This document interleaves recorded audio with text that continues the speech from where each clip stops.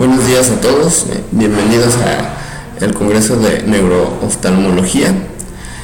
A continuación, a mí me toca participar con el tema baja visual de origen neurooftalmológico, alteraciones visuales de origen psiquiátrico, el síndrome de Charles-Bonnet y síndrome de Anton. Me presento, mi nombre es el Dr. Ricardo Mora Durán, soy médico cirujano por la Universidad de Guadalajara, especialista en psiquiatría por la UNAM. Tengo el posgrado de alta especialidad en neuropsiquiatría por el IN y actualmente soy el adscrito del turno matutino de urgencias en el Hospital Psiquiátrico Fray Bernardino Álvarez. Dentro del contenido de la plática vamos a abordar 6 temas principales, que serían los subtipos corticales para comprender la funcionalidad de la corteza, las áreas de asociación de estos subtipos de corteza. Vamos a abordar también los subtipos o conceptos en semiología neuropsiquiátrica para tener una comprensión más amplia de ambos síndromes, pues muchas veces la semiología neuropsiquiátrica o psiquiátrica suele ser complicada, ¿verdad? Vamos a ver también específicamente la lesión del lóbulo parietal derecho, que tiene un papel fundamental para comprender la sintomatología de dichos síndromes. Posteriormente abordaremos de manera objetiva cada uno de estos, tanto el síndrome de Anton y el Charles-Bonnet.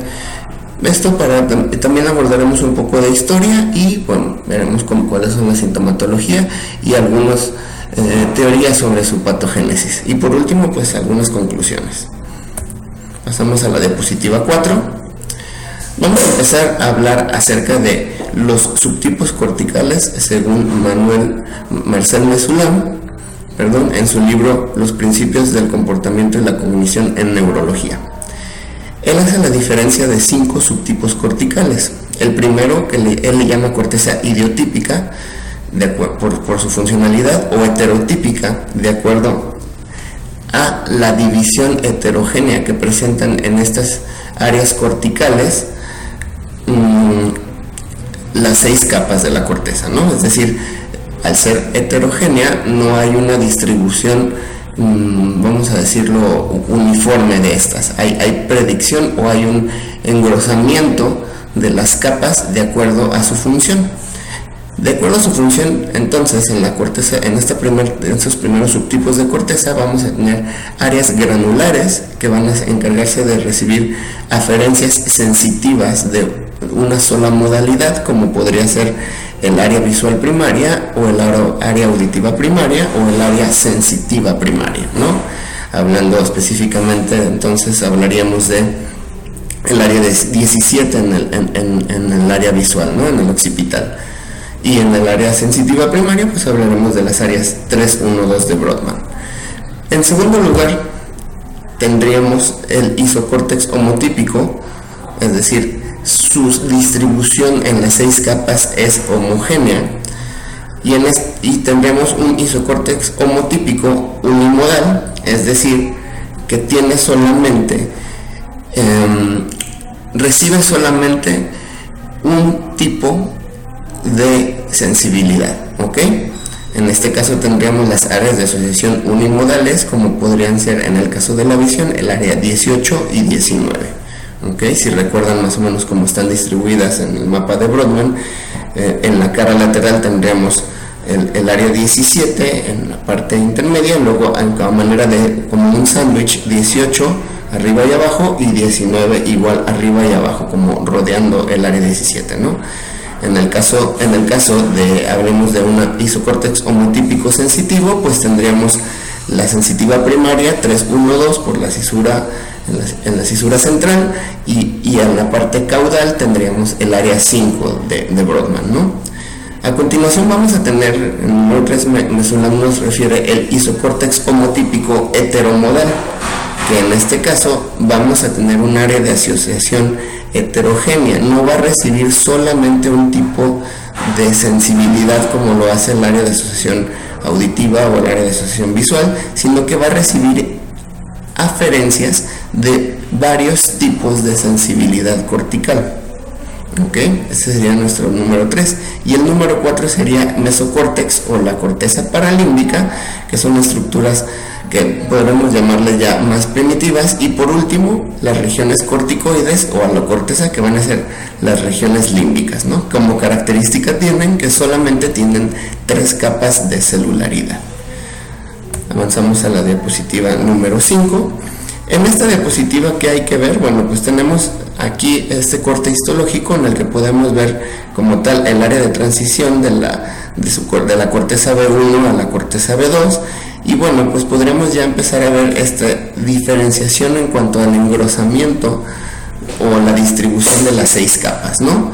En el lado izquierdo tenemos esta diferencia entre una capa homotípica y 2 capas heterotípicas, ¿no? Que sería el número 1 que hablaba hace rato Mesulam, en el cual tenemos la corteza heterotípica agranular, que nos pone el área 4, que sería específicamente el área motora primaria. Por eso vemos un engrosamiento en las capas 3 y 5, y incluso alcanzamos a ver en la capa 5 las células piramidales de Betz, ¿no? Que sabemos que son encargadas de la respuesta motora, son eferentes, es decir, van de la corteza hacia el músculo, y esa es la característica de una corteza heterotípica pero agranular. Y en el corte o en el esquema del medio podemos observar una corteza heterotípica granular, específicamente el área visual, como estamos viendo, el área 17, en la cual tenemos un engrosamiento en el área 4, ¿no? Eso los convierte en ambas en cortezas heterotípicas, pero una sensitiva y una motora. Diapositiva 6. Vamos a describir un poco la corteza homotípica o isocórtex. En estas podemos ver que vamos a diferenciarlos una unimodal, cuando el tipo de sensibilidad solamente viene tiene una sensibilidad o una vía aferente de un solo tipo, y heteromodal cuando vamos a recibir información de varios tipos de la corteza, ¿no? De varios tipos de información y de otros lados de la corteza. Si hablamos de la corteza idiotípica y homotípica, automáticamente hay que pensar en cortezas nuevas, ¿no? En neocórtex, diferencia que hablábamos con las áreas límbicas. Y estas representan la mayor parte de la corteza cerebral, y bueno, pues su estructura, como hablábamos hace rato, va a estar diferenciada a sus 6 capas celulares de manera, van a estar diferenciadas de manera, podemos llamarle, pues sí, específica. Cosa contraria con las cortezas primitivas, como el alocórtex límbico, que solamente se alcanzan a diferenciar 3 capas, ¿no? Bueno, este mapa de Brodmann creo que es como el de los más didácticos, se encuentra fácilmente en internet, pero aquí podemos ver la disposición, sobre todo que hablamos hace rato de la corteza visual, 17, 18 y 19, en su cara medial y en su cara lateral, como tiene esta especie de onda que va rodeando la corteza, ¿no? Importante aquí señalar las áreas de transición unimodales y heteromodales que vamos a hablar más adelante, que serían ya nuestra área 39 y 40, y el área 37, 20, 21 y el área 7, ¿no? De Brodmann. Bueno, aquí tenemos una imagen, un esquema acerca de la vía visual, que creo que por obvias razones ustedes no están aquí para que yo les hable acerca del área visual, pero pues bueno, simplemente recordarlo, y para recordar también la distribución y el porqué de lesiones dentro de la corteza, o vamos a hablar más bien de lesiones de irrigación u ocupativas, pueden alterar tanto la vía visual como las estructuras corticales de las cuales estamos hablando, ¿no? Y en el lado izquierdo pues tenemos igual diferentes tipos de corteza en las que podemos observar la localización específica de dichos tipos de corteza, ¿no? Tenemos, por ejemplo, de izquierda a derecha, el área de asociación cortical prefrontal, que esto, como ya estamos viendo, la distribución es diferente al área motora, al área parietal de asociación y al área visual primaria. Aquí importante observar la primera, que es el área de asociación prefrontal, con el área de asociación parietal, ¿no? La primera y la tercera. Y vemos cómo, de cierta forma, la distribución del grosor de las capas se asemeja entre estas dos, y cómo la distribución de la corteza motora y la primaria es distinta, ¿no? De ahí que les llamamos heterotípicas y homotípicas. Vamos a entrar ahora ya a las áreas de asociación como tal. Este esquema también del PURPS, de neuropsiquiatría clínica, pues nos da un claro ejemplo del área posterior de asociación y el área anterior de asociación, que las acabamos de ver en la diapositiva 7, ¿no? Vamos a ver cómo en colores más claros tenemos las áreas sensitivas primarias en su parte media, cerca de la cisura central, ¿no? Que corresponderían en la parte sensitiva, las áreas de Brodmann 3, 1, 2, y en el área motora primaria, la 4, en el área auditiva primaria, que serían específicamente las áreas 41 y 42, ¿ok? Y también vemos el área 17 en el color azul más claro como el área visual primaria, ¿no? Entonces vean cómo este esquema de colores va poniéndose más oscuro conforme las modalidades específicas de la corteza se van haciendo más específicas, o en cuanto a, más específicas no, sino van teniendo un grado de complejidad en cuanto a la cognición mayor. Es decir, si yo tengo un área de modalidad específica, pues la recepción de sensibilidad o de información va a ser menos compleja que las áreas de asociación que en este mapa, que en este esquema de la diapositiva 8 vemos en color oscuro. Avanzamos la diapositiva.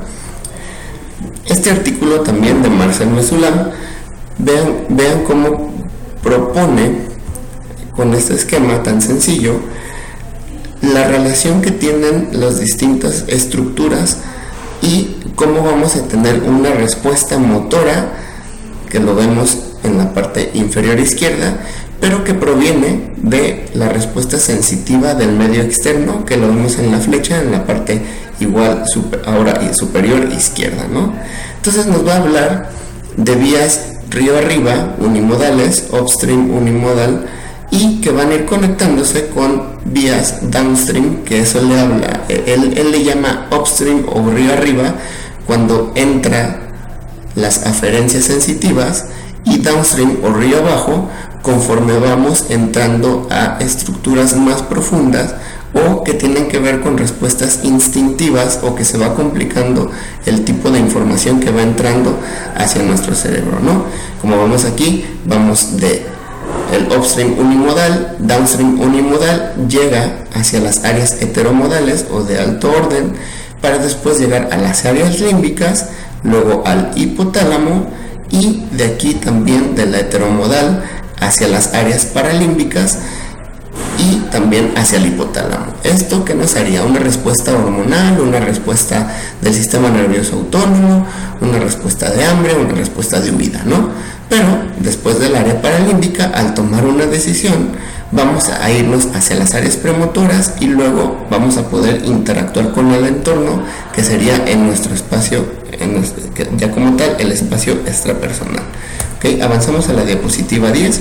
Igual aquí mismo tenemos el espacio extrapersonal según Marcel Mesulam, como lo pone de acuerdo a los tipos de corteza, ¿no?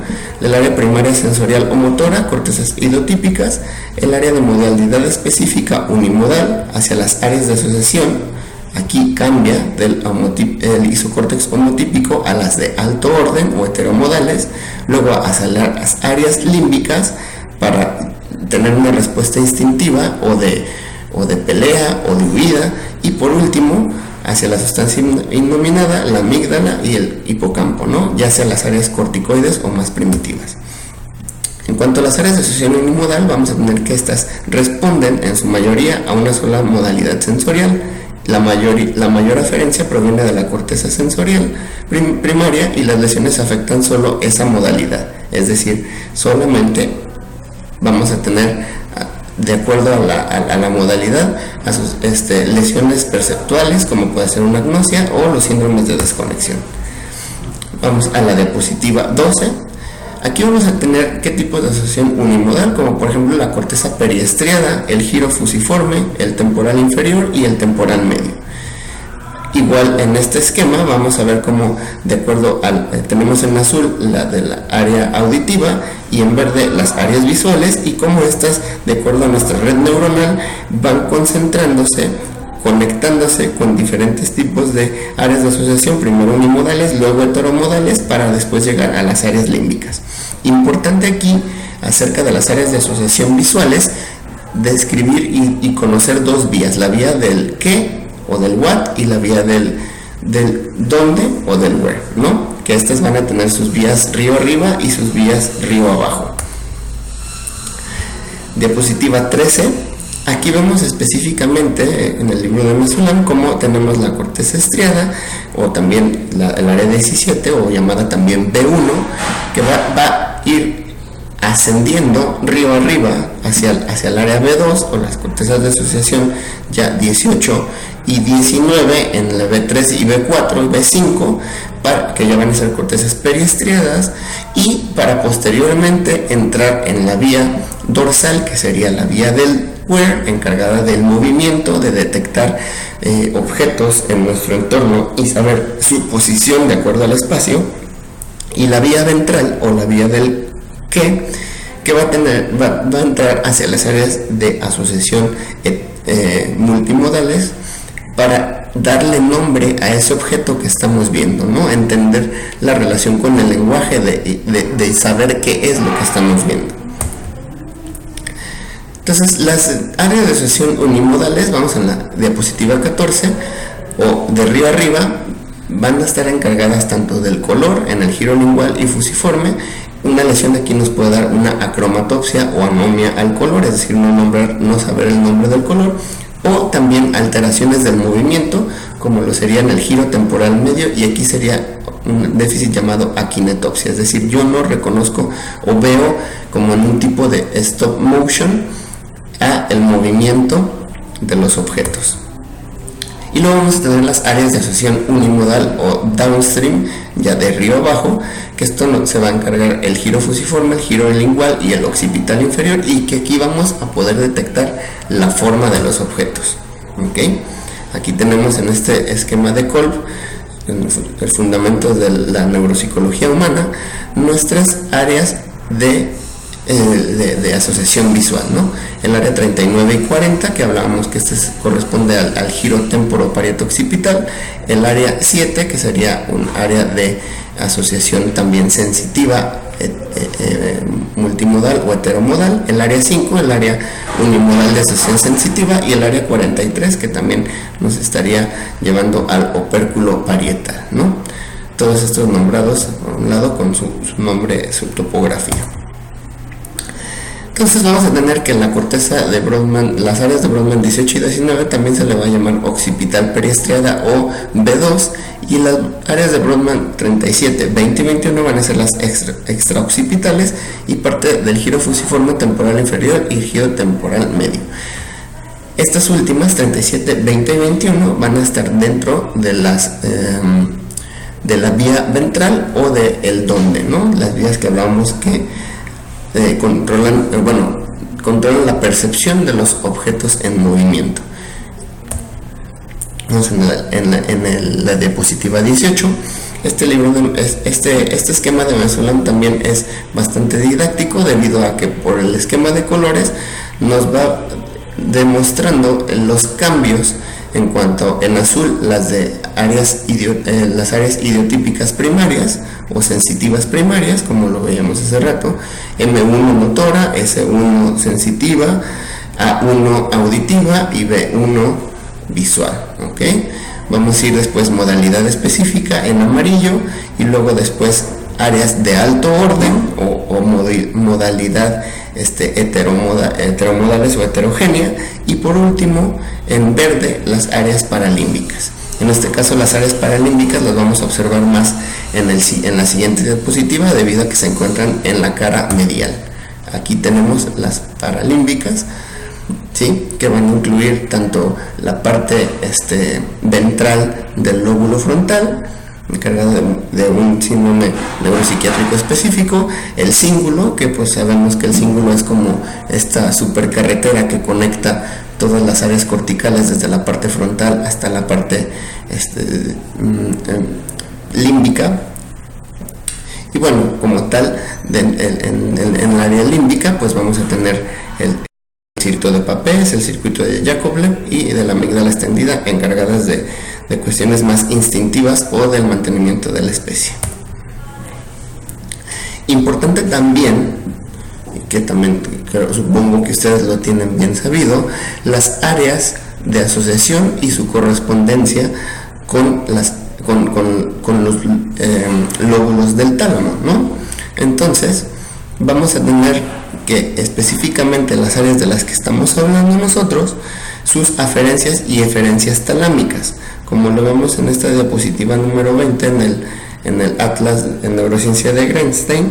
Bueno, ¿cuáles nos van a interesar? Pues vamos a el área 17 o visual primaria, pues el cuerpo geniculado lateral, ¿no?, que sabemos que es parte de la vía visual, y el pulvinar y el núcleo ventral posterior, ¿no?, que si lo vemos en el esquema del lado derecho, vamos a tener igual por esquema de colores en la parte las áreas de asociación visual heteromodal, que están en verde, pues sí, como en verde aqua, al pulvinar, y el cuerpo geniculado lateral, ¿no?, de la visual primaria, ¿sí? Y también vamos a encontrar aquí en la cara medial pues su correspondencia con el núcleo dorsal lateral y el núcleo posterior lateral, ¿ok?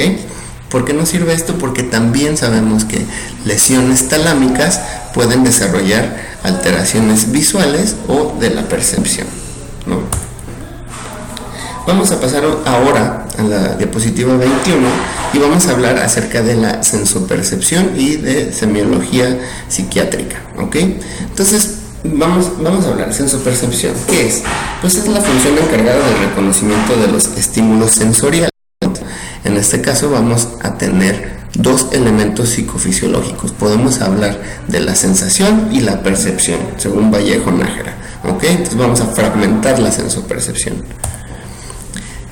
¿Qué es una sensación? Pues son fenómenos cognitivos más simples, el registro en las áreas somestésicas primarias de la presencia de un estímulo que las excita, ¿no? Volvemos a las áreas sensitivas primarias. Lo que registra estas áreas sensitivas primarias es lo que a mí me va a dar una sensación. Aquí es cuando se empieza a complicar. Vamos a la diapositiva 23. La percepción. Esto va a ser la elaboración psíquica que se hace de las sensaciones sometidas a un proceso de interpretación. Aquí van a intervenir tres procesos psicológicos: la sensación propiamente dicha, el registro en esta área visual primaria, la evocación de los recuerdos anteriores, es decir, yo qué representación le doy a esa sensación o esta percepción de un objeto, o por medio del tacto o alguna imagen, o incluso puede ser palabras, ¿no? La evocación de los recuerdos anteriores y la asociación de ideas. En este momento, ¿qué puedo asociar con este objeto y qué es lo que está pasando? La interpretación, digamos, de la escena. Un tema bastante importante para describir los síndromes que vamos a hacer a continuación, pues es hablar de anosognosia, ¿no? Según la anosognosia, es el desconocimiento de la propia discapacidad o disfunción, ¿ok? Clásicamente se refiere a la ausencia de reconocimiento de la parálisis del hemicuerpo izquierdo, y esto nos va a dar por una lesión parietal derecha en las áreas 5 y 7, o lesión o degeneración de la corteza retroespinal. Quien describió por primera vez el acuñador del término como tal fue Babinski en 1914, cuando describe dos pacientes con infartos hemisféricos derechos y hemiplegia izquierda que no estaban conscientes de su déficit. Gabriel Antón, previamente, casi 15 años antes, lo describió en dos pacientes con sordera cortical y uno con ceguera. De ahí que la anosognosia visual, tema le ponemos de síndrome de Antón-Babinski. ¿Okay? Pero fíjense, curiosamente, 2000 años atrás, el filósofo Séneca ya había descrito un caso de una mujer con anosognosia cortical en una carta que le enviaba a su colega Lucilo. Él ponía tal cual: esta ilusa mujer perdió la vista, pero increíblemente aparenta que no se da cuenta de estar ciega. Entonces, como ven, la anosognosia ya se había descrito por lo menos de 2000 años atrás con Séneca. Vamos a la diapositiva 26, por favor. Entonces vamos a ver que los déficits pueden incluir alteraciones motoras, alteraciones sensoriales espaciales, alteraciones cognitivas, alteraciones del lenguaje y la memoria. ¿Okay? Entonces vamos viendo que la anosognosia se puede dar de acuerdo a la modalidad o al área de la modalidad que se ve alterada, ¿no? Por una lesión, por una infección, por una tumoración. Entonces, de acuerdo al área afectada, y si se complementa con alteración del lóbulo parietal derecho, vamos a tener anosognosia de la modalidad que esté afectada o el área de modalidad afectada. Esto también puede presentar alteraciones y cambios en la personalidad. Ojo con esto, ¿ok? Porque vamos a tener una alteración del automonitoreo, es decir, no vamos a darnos cuenta de cómo estamos interactuando con el medio. El daño cerebral puede alterar solo una modalidad y el automonitoreo en lugar de alterar una función de control en general.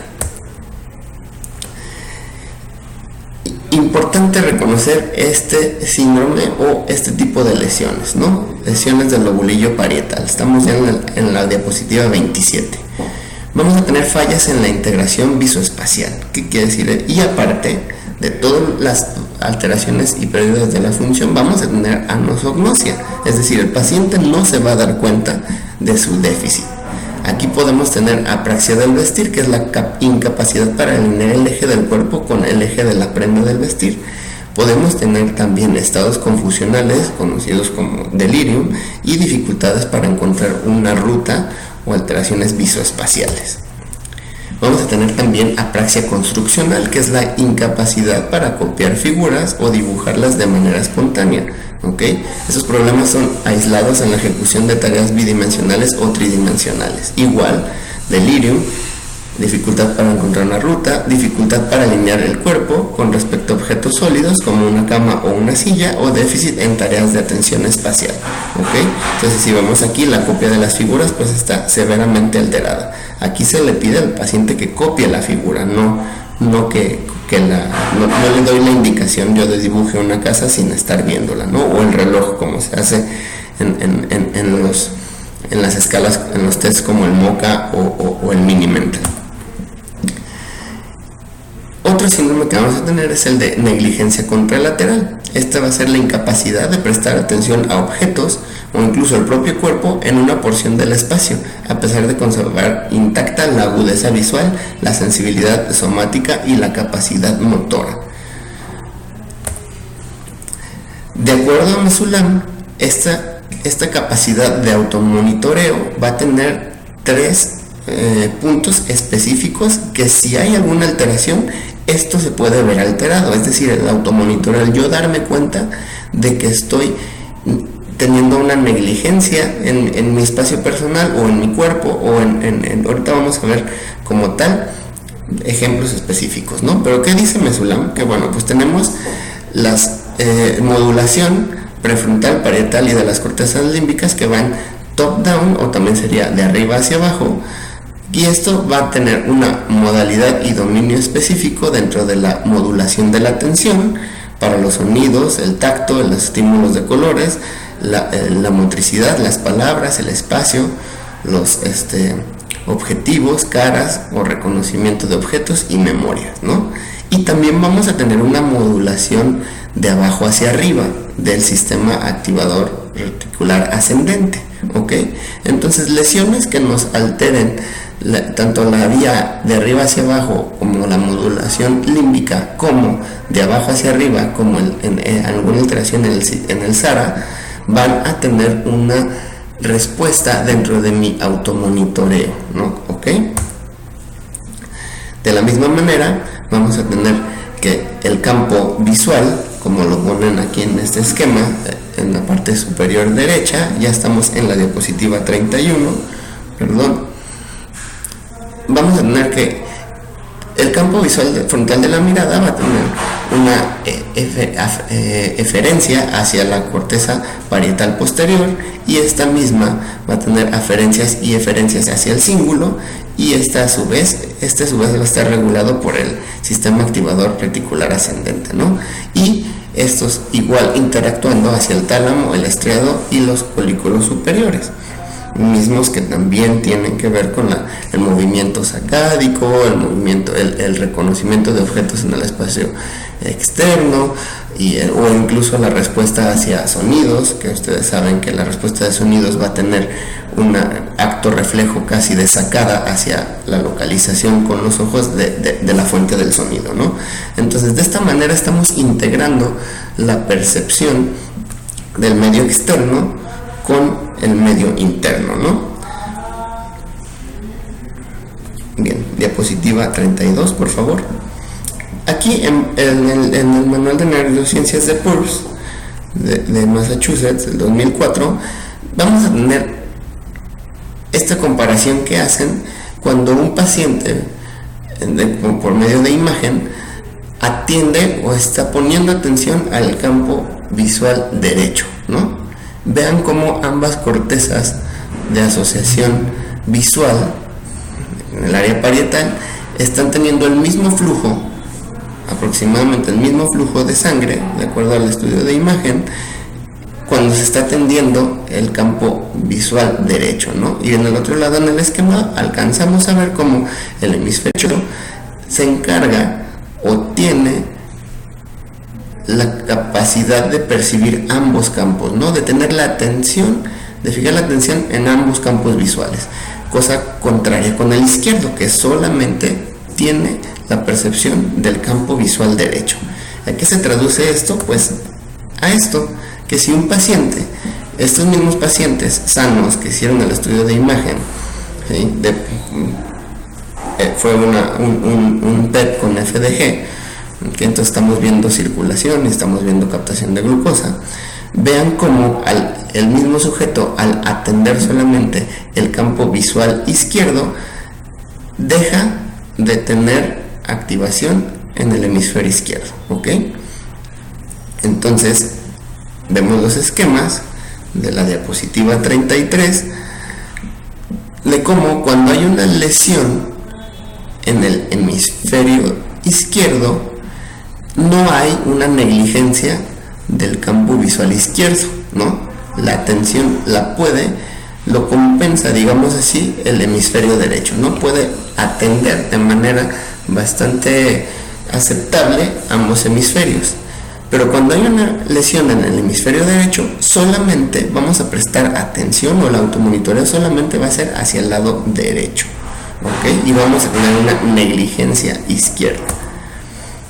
Esto igual también es una negligencia contralateral, y aquí vemos por el mapa de colores donde las lesiones de aproximadamente 20 pacientes que vieron estaban sobrepuestas, ¿no? En esta lesión.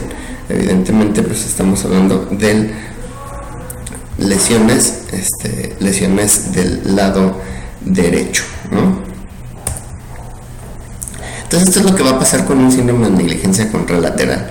El paciente se va a rasurar solamente del lado derecho, no va a registrar que no se rasuró del lado izquierdo. Si les pedimos que haga un reloj, va a ser este reloj, va a tener negligencia del lado izquierdo. Incluso si escriben, ¿no? La escritura también en una hoja pues va a estar cargada hacia el lado derecho.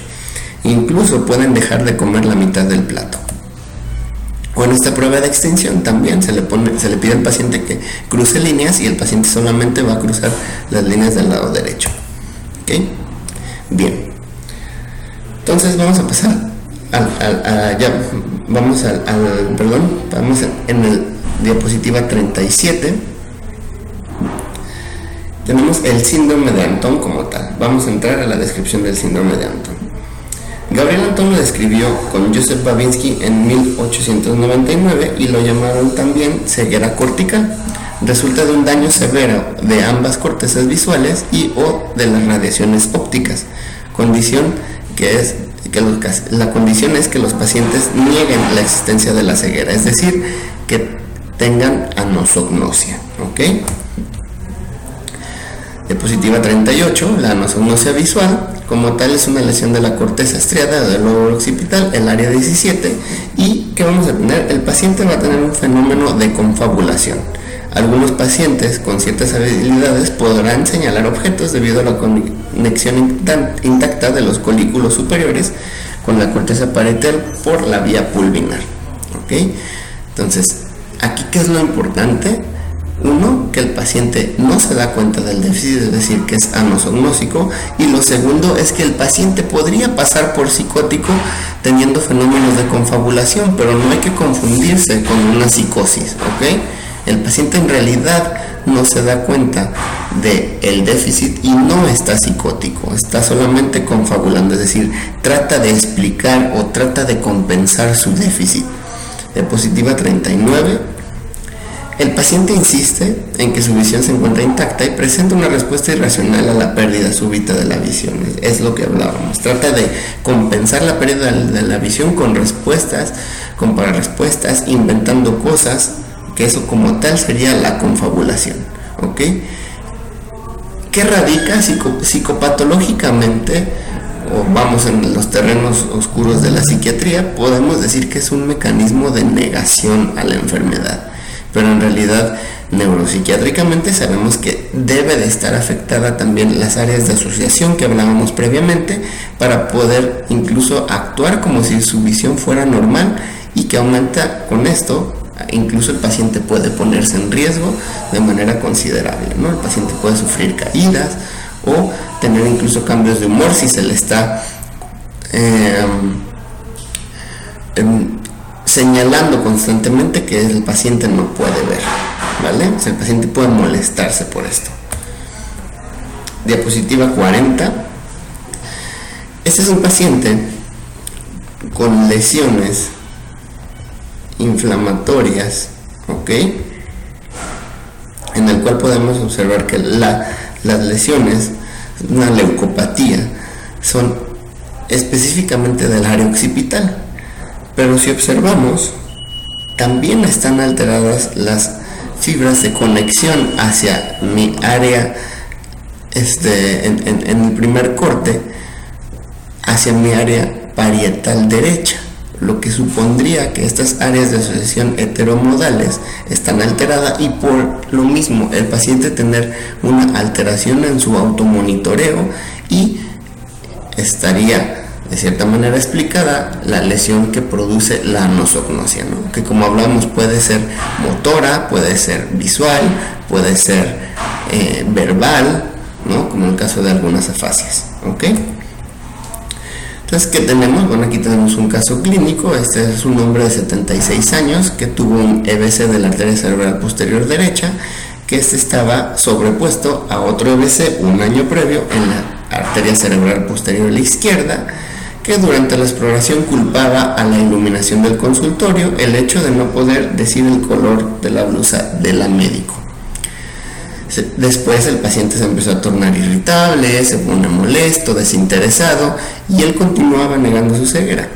Al final empezó a confabular y a describir la blusa como encantadora, que le quitaba el aliento y que claramente se veía que estaba hecha de un material muy fino, ¿no? O sea, tratando de cierta manera como quedar bien sin aceptar su error, su déficit. Estos suelen presentar además signos de daño cortical extenso porque la lesión usualmente no suele ser tan específica o tan puntual y esto también puede condicionar un deterioro cognitivo o una demencia o un delirium, es decir, un cuadro que tenga características fluctuantes y que haya que incluso llevar un tratamiento psiquiátrico, ¿no? O descartar alguna infección agregada. Puede presentar también amnesia si hay lesiones bitemporales, que esto también es el signo principal en las lesiones bitemporales de anosognosia.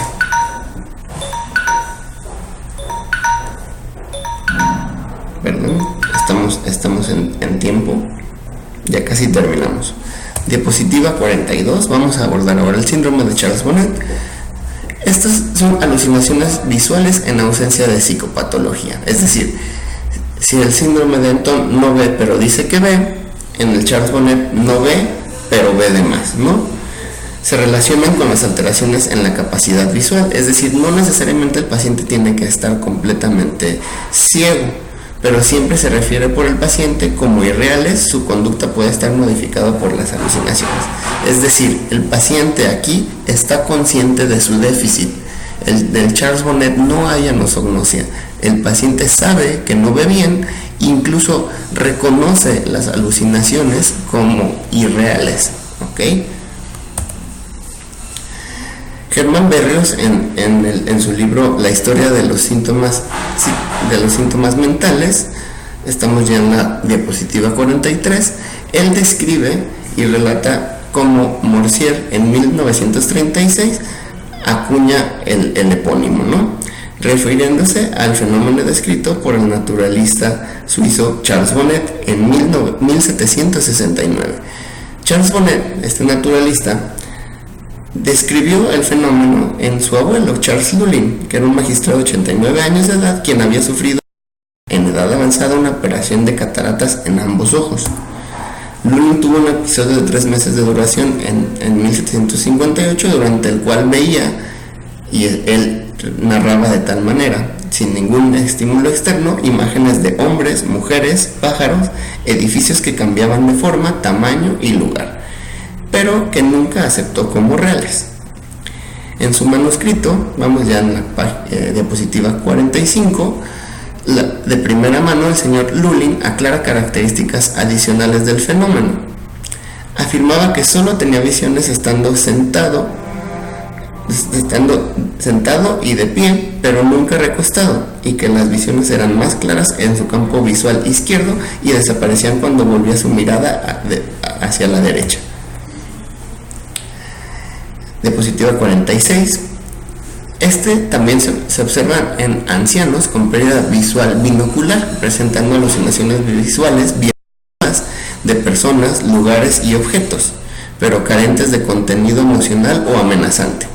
Estas escenas son superimpuestas al ambiente visual, duran solo unos minutos y son claramente reconocidas como anormales. La principal causa son la degeneración macular por la edad, ¿ok? Y los pacientes suelen tener funciones cognitivas intactas, ¿ok? Es decir, el paciente no está psicótico y en muchas de las ocasiones no está demenciado. Aproximadamente un 30% de los médicos están desinformados o inseguros del diagnóstico. Entonces no hay que confundirlo con una psicosis. Siempre hay que interrogar acerca de la vivencia del paciente, acerca de las alucinaciones, ¿no? Él cómo las vive, él cómo las percibe. Estas pueden ser estables en la cultura, con caras distorsionadas con los ojos y dientes prominentes. Este fenómeno se le acuñó como prosopiometamorfopsia. Los precipitantes son la pobre visión o deprivación sensorial, y se debe de realizar una evaluación psiquiátrica y neurológica para descartar trastornos psiquiátricos como esquizofrenia, demencia, o neurológicos como epilepsia, narcolepsia, migraña, intoxicación por sustancias o abstinencia, ¿no? O una encefalopatía aguda. Este artículo que encontré, pues es un artículo en el que evaluaron por resonancia magnética y en estado de reposo a un paciente con Charles Bonnet y lo compararon con sujetos controles sanos que veían y sujetos controles con ceguera tardía, ¿vale? ¿Qué fue lo que encontraron? Digo, es un artículo interesante, es de los únicos que hay de imagen en Charles Bonnet, pero digo, se queda corto debido a que solamente metieron un solo paciente con Charles Bonnet, ¿no? Pero lo que encontraron pues fue por demás interesante. Estas son las diapositivas, bueno, las imágenes que encontraron, pero encontraron que había una reducción en el grosor cortical en el área de asociación y multimodal en el paciente con Charles Bonnet, comparada con los de ceguera tardía. ¿Okay? La precuña estaba aumentada en su conectividad funcional con la área de asociación secundaria visual en el paciente con Charles Bonnet. Ojo aquí. Entonces parecería que sí había un aumento de conectividad entre la precuña y el área de asociación visual unimodal o el B2, ¿ok? Comparada con pacientes control, es decir, que veían. En contraste, los pacientes con ceguera tardía había disminuido la conectividad en la misma área, ¿ok? Y también la conectividad del giro fusiforme y el área temporo-occipital. Esta que también se ve muy implicada en la generación de alucinaciones visuales, ¿ok? Entonces, estos hallazgos con este estudio sugirieron que hay una reorganización en la conectividad entre regiones que se encargan del autorreconocimiento y la saliencia o el decir, el saber, el reconocer las alucinaciones y el procesamiento visual en los pacientes con Charles Bonnet, que pueden contribuir a la aparición de las alucinaciones, ¿vale? Vamos a la diapositiva 51. En cuanto a los criterios diagnósticos del Charles Bonnet, pues vamos a tener dos, los de Podol y colaboradores y los de Gold y Rabins, ¿no? En Podol habla de un síntoma predominante, la presencia de alucinaciones visuales en ancianos mentalmente sanos. Ojo, no hay evidencia de delirium, demencia o deterioro intelectual o un síndrome afectivo, psicosis, intoxicación o enfermedad neurológica. La pérdida de la visión se debe a enfermedad ocular. Y Gold y Rabins dicen que hay alucinaciones visuales que son complejas, persistentes, repetitivas o estereotipadas. Hay insight del fenómeno. ¿Qué es insight? Que yo reconozca. No es lo mismo que no son no sea, sino que yo reconozco las alucinaciones como irreales. Hay ausencia de delirios primarios o secundarios, es decir, yo no asocio estas alucinaciones a una idea delirante y no tengo alucinaciones en otras modalidades, es decir, tampoco voy a tener alucinaciones auditivas, táctiles, somnestésicas, etcétera, ¿no? Y proponen como tratamiento la carbamazepina, clonazepam, ácido valproico o gabapentina. En realidad no hay una gran respuesta, pero es lo que se propone. Vamos a pasar a la diapositiva 52, ¿ok? Existen tres teorías para su patogénesis. La primera es la teoría de la deprivación sensorial, ¿ok? En la cual también se le conoce como desafrentación, es la más aceptada y se cree que la pérdida del input visual causa excitabilidad espontánea en la corteza de asociación visual, ¿ok? La segunda es la teoría irritativa, que son lesiones distales envían inputs aberrantes que eventualmente activan la corteza de asociación, es decir, yo tengo el déficit en otro lado de la corteza o en cualquier lugar de la vía visual y lo que se cree es que ese déficit, esa alteración de la función en la vía visual va a producir como chispazos o descargas que pueden estar desencadenando las alucinaciones. Y la última es la teoría del fenómeno de liberación. Esta es muy similar a la de desafrentación, pero dice que al no existir un estímulo visual, se cree que la corteza de asociación de su inhibición, es decir, no tengo un estímulo que la esté frenando y la corteza de asociación empieza a producir fenómenos visuales. Las áreas, vamos a la diapositiva 53, es importante saber acerca de las áreas de generación de las alucinaciones visuales. El área 1 en generación visual pues va a ser el lóbulo temporal ventral, que aquí podemos ver personajes con sombreros, niños o figuras pequeñas y objetos y paisajes o vehículos, ¿ok? Entonces vamos a hablar que estas áreas de asociación, en particular el área 1, el lóbulo ventral, temporal ventral, pues va a estar encargado de este tipo de alucinaciones si es que las presenta. En el área 2, la cisura temporal superior, aquí es donde vamos a tener las caras grotescas con dientes u ojos prominentes, que ya habíamos hablado de ellas. Entonces sería la cisura temporal superior. Y el área 3, la región dorsal del lóbulo parietal, que vamos a tener perseverancia de alucinaciones, alucinaciones campimétricas o palinopsia, ¿no? Otro fenómeno alucinatorio, es decir, como ver en localizaciones específicas del campo visual. Bien, y aquí tenemos pues nuestras 3 áreas de generación de alucinaciones, ¿no? En color amarillo tendremos el área 3, en color verde tendremos el área 2 de la que hablábamos, y en color rojo el área 1, ¿no?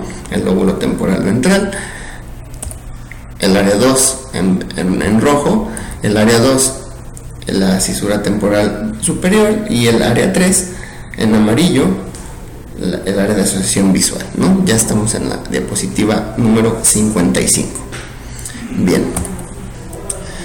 Bueno, pues pasamos a la diapositiva 56, en la que llegamos a las conclusiones. Aquí vamos a encontrar que ambos síndromes, como conclusión yo quisiera dejar que ambos síndromes se deben de considerar ante un paciente con déficit visual, ¿no? Número 1. Hay que informar al paciente y a familiares sobre el pronóstico respecto a la sintomatología. Número 4. La tranquilidad del paciente y familiares son directamente proporcional al grado de comprensión de los síntomas. Es decir, si ustedes despejan las dudas tanto del paciente como del familiar, tienen tacto para decirlo, pues seguramente esto va a generar tranquilidad y van a tener ustedes un paciente mucho más controlado y que se les va a facilitar el manejo. Y el resto de las funciones cognitivas probablemente no estén alteradas. Entonces hay que tratar a un paciente que tenga alguno de estos dos síntomas como un paciente cognitivamente normal. No hay que pensar que está psicótico, no hay que pensar que el paciente no comprende o no entiende lo que está sucediendo a su alrededor, porque muchas veces pecamos de esto, ¿no? El hecho de, como nosotros tratemos a nuestro paciente de acuerdo, pensar que está psicótico porque tiene alucinaciones o porque confabula, en el caso del Antón, pues eso puede generar una mala relación médico-paciente. Y por último, pues también que se apoyen de otros especialistas, como lo podemos ser un neuropsiquiatra o un neurólogo o un psiquiatra, ¿no? Sobre todo que esté formado en neuropsiquiatría de preferencia, ¿no? Bueno, pues hasta aquí mi participación. Muchas gracias, mucho gusto. Mis datos lo pueden encontrar con la doctora Yasmín, y pues estoy a la orden. Soy el doctor Ricardo Mora Durán. Les puedo pasar información acerca de los temas, artículos o todo. Si gustan, mi correo personal es rck_m de mamá de dedo @hotmail.com. Bueno, doctores, pues ha sido un placer. Muchas gracias y espero les haya sido de utilidad. Hasta luego.